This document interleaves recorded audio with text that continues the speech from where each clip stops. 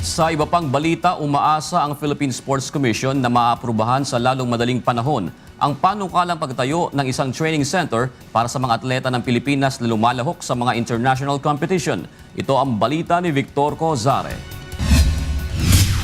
Sa darating na Hunyo, sasabak ang 460 atleta ng Pilipinas sa 28th Southeast Asian Games sa Singapore. Inaasahang hahakot ng medalya ang mga pambato ng Pilipinas sa athletics, boxing, archery at mga team sports tulad ng basketball.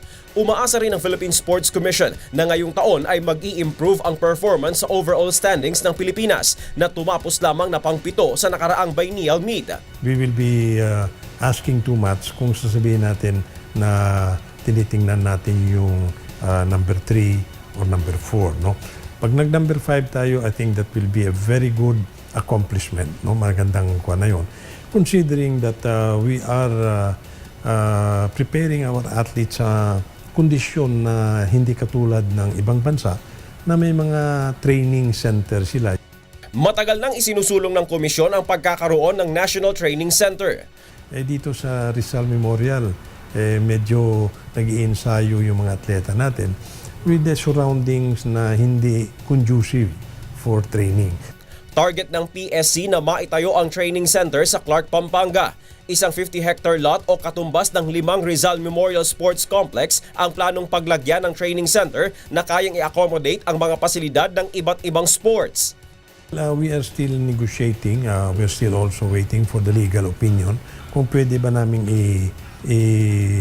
balik itong Rizal Memorial sa Manila in exchange for a certain amount that will be used to transfer to another place. No? Without that condition, ay mahirapan tayo maghanap ng pera. No? Although there are bills na nasa Kongreso, nasa Senado, na supporting this project of a training center. Sa Senado nakahain ang Senate Bill 2371 na sumusuporta sa pagtatag ng training center at 2 bilyong piso ang panukalang ilalaang pondo.